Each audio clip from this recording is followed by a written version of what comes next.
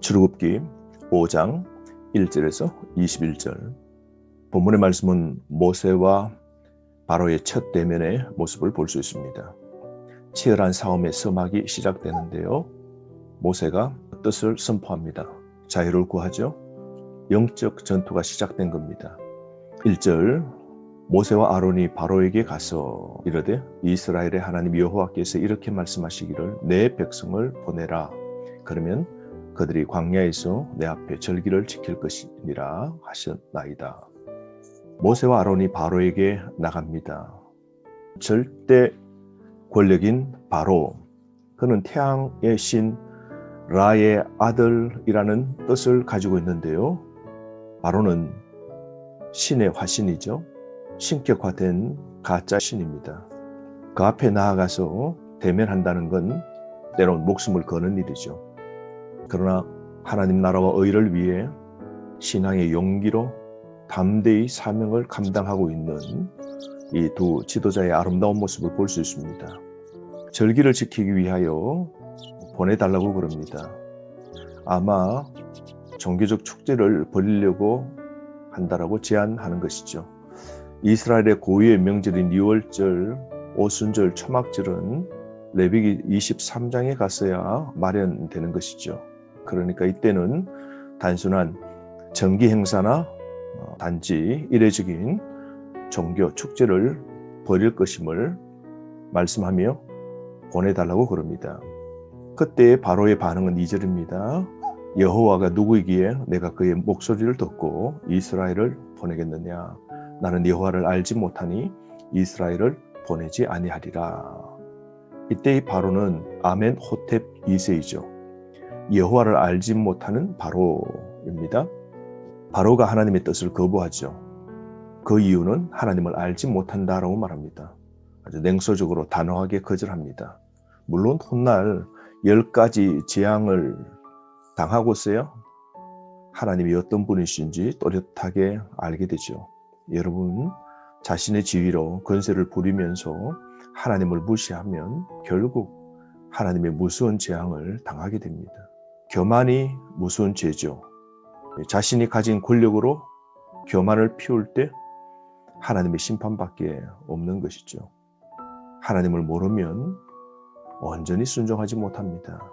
신앙생활을 할 때도 가장 중요한 것은 여호와 아는 지식입니다.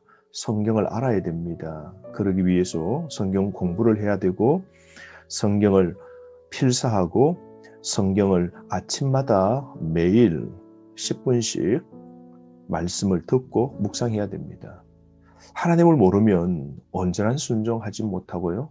자기 뜻대로 주관대로 살기가 쉽죠. 우리도 여호와 하나님, 내가 믿는 하나님 또렷이 아는 게 정말 중요합니다. 모세와 아론이 이런 제안을 하자 바로는 즉각적으로 반대하죠.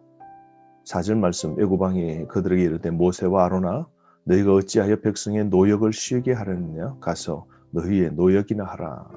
무거운 짐을 지고 고된 노동을 하는 그 일을 계속하라라고 그러죠. 한마디로 말하면 모세와 아론이 평화로운 분위기를 다 깨고 온통 시끄럽게 만드는 장본인이라고 그렇게 무시합니다. 거절하죠. 협상 테이블에서 모세와 아론의 제안을 받아들이지 않습니다. 6절부터 8절 말씀에 바로는 냉혹하고 강팍하게 그의 뜻을 내비치는데요. 필요한 짚을 주지 않습니다. 시간과 노동이 더 들겠죠. 그러나 전과 똑같이 벽돌을 구워 생산하라고 명령합니다. 그래서 영구히 이스라엘 백성을 노예화시키려고 그러죠. 민족의 대탈출을 막으려고 그럽니다. 사흘 길쯤 그렇게 가게 해달라고 그러죠.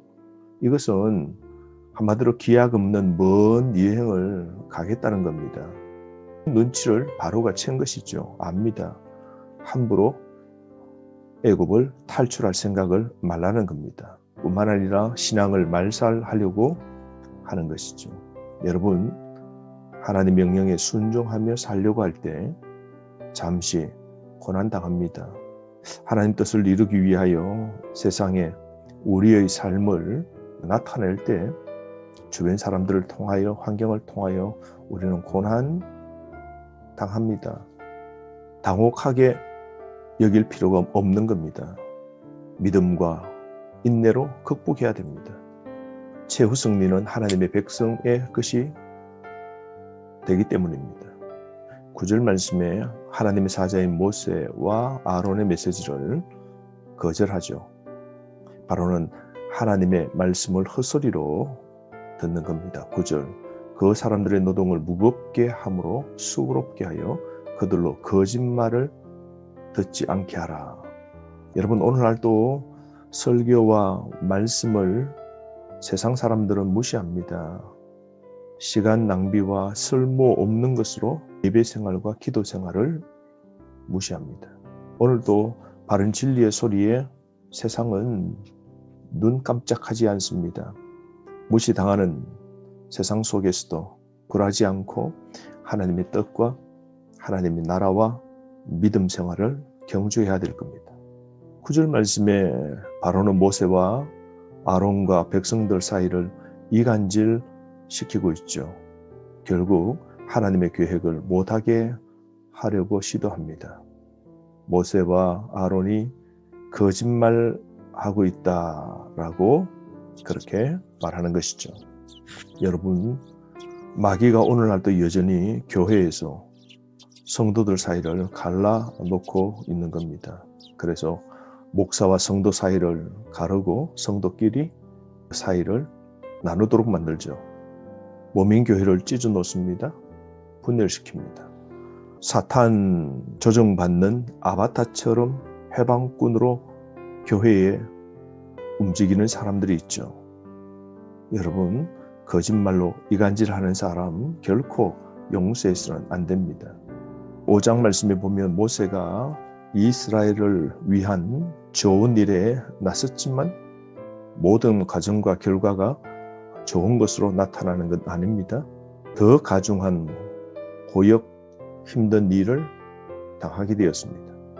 그럼에도 신앙인은 순종하며 결과를 하나님께 맡기며 믿음으로 살아가며 말씀을 순종하여 끝까지 나아가야 되는 것이죠. 15절 말씀에 이스라엘 자손의 기록원들이 가서 바로에게 호소하여 이르되 왕은 어찌하여 당신의 종들에게 이같이 하시나이까. 어려운 일을 당하자 이스라엘의 작업 반장들이 바로에게 찾아가서 선처를 베풀어 달라고 말하죠. 여러분, 이스라엘의 작업 반장들이 어렵고 힘든 일 생겼을 때 먼저 누구에게 갔습니까? 바로에게 갔습니다. 여러분, 어려운 일이 있을 때 하나님께 나아가 아뢰야 됩니다. 사람 바로를 만난 후에는 도리어 상황이 더 어렵게 되었지 않습니까? 오늘도 내 모든 형편 아시는 주님께 도움을 간구하고 요청해야 됩니다. 세상은 우리의 문제에 답이 없습니다. 우리 삶의 문제 해결은 오직 하늘 위에 계신 하나님께 달린 겁니다. 이들의 믿음이 없음을 여실하게 보여주고 있죠. 15절에서 19절 말씀, 바로에게 동정을 호소했지만 거부당하고 반발당합니다. 고역이 가중화됩니다. 바로의 강팍한 마음을 더 확인하는 셈이 되었습니다. 12살 이상 어린이로부터 남녀가 강제 노역을 하게 되며 매를 맞아가며 일을 하는 것 얼마나 힘들겠습니까? 17절 18절 말씀, 바로가 반발하며 고역을 가중시키죠. 너희가 게으르다 게으르다 그러면서 18절 이제 가서 일하라. 짚은 너희에게 주지 않을지라도 벽돌은 너희가 수량대로 바칠지라. 바로가 하나님의 뜻과 계획을 무산시킬 수 있다 싶지만 종국의 승리는 하나님과 이스라엘 백성이 누릴 겁니다. 조금 후에 핍박자인 바로는 패배자가 될 겁니다. 우리가 신앙의 삶을 살 때 더욱더 가중한 핍박과 어려움과 문제를 만날 수 있습니다. 그러나 당황하지 말아야 됩니다. 종국의 승리는 하나님과 우리에게 있는 것이죠. 믿음으로 끝까지 나아가야 됩니다. 19절 말씀에 이스라엘 현장 감독들은 좌절에 빠집니다. 바로를 찾아갔지만 바로에게 어떠한 해답도 얻지 못하고 도리어 기대할 수 있는 건 학대와 무자비뿐이었습니다. 바로 면담을 하고 나오는 길에 만난 모세와 아론에게 불평하죠. 현장 감독들은 강경한 어투로 모세에게 잘못이 있다고 심하게 비난하게 됩니다. 여러분, 역경과 시련을 만날 때 이처럼 믿음이 없으면 원망과 불평합니다. 고난 뒤에 하나님의 놀라운 구원의 계획이 있음을 알고 믿음과 인내로 순종하며 삽시다. 하나님의 인도와 선하심을 절대 의심하지 말고 오늘도 주어진 삶에서 소망의 믿음으로 걸어가길 원합니다. 고난 속에 하나님의 분명한 뜻이 있고 고난이 가중될지라도 최후 승리는 우리에게 있는 겁니다. 소망으로 오늘 하루 힘차게 살아가기를 바랍니다. 하루 말씀으로 승리하십시오.